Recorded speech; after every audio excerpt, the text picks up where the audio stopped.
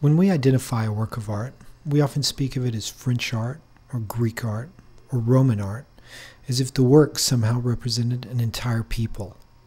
For smaller human groups, this may be the case, but for large, complex societies such as that of Rome, it is less clear how a piece carved for the glory of the emperor represents the entire Roman populace. To speak of the portrait of a ruler as Roman art is to give it a place of origin, but it would be wrong to think that ruler portraits, or any of the other works associated with the Roman ruling class, defines Roman art.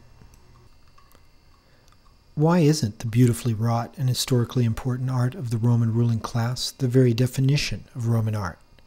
This example of imperial art does many of the things that Roman art is often characterized by. The rounded figures above are classically proportioned and given idealized body proportions and facial features, much like in earlier Greek art.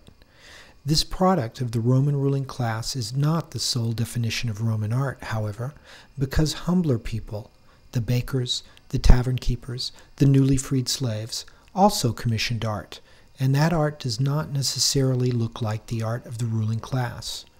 Are these works from humbler circumstances, but made in the Roman Empire and even in Rome herself, not Roman? Of course they are.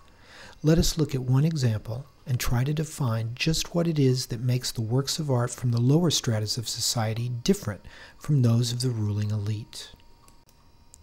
This scene is from a funerary relief done in Rome during the height of Roman power in the mid-2nd century AD. The subject is a butcher, cutting meat on the right, and his wife, seated on the left. Between them is a rack used to hang the meat for display. It is not at all unusual for lower-class Romans to be depicted at their trade. Since all Romans not of the ruling class were called plebeians, we will call this lower-class art plebeian art.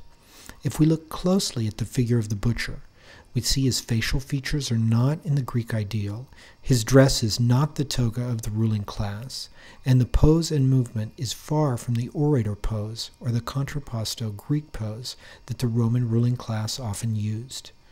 Details are abbreviated.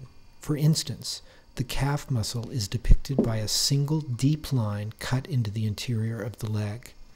Perhaps most important are the squat proportions when compared with the more elongated classicizing art of the ruling class. When we compare this plebeian work to the earlier example of ruling class art, we see these characteristics even more clearly.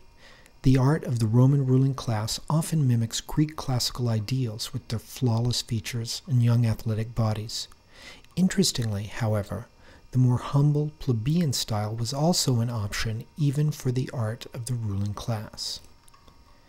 This is especially true late in the history of the empire. This early 4th century work, called the Tetrarchs, is a representation of the 4 rulers of the empire. One would be hard-pressed to find Greek classical ideals in these 4 figures.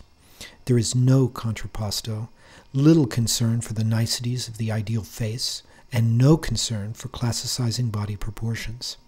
Instead, there is the stubby proportion of the plebeian style, along with the abbreviated carving of detail associated with plebeian art.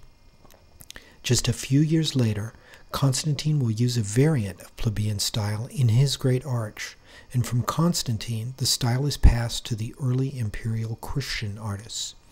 It should be pointed out that plebeian style was not the only stylistic choice these late Roman and early Christian artists had, but it was certainly a very important element during this period and into the Middle Ages.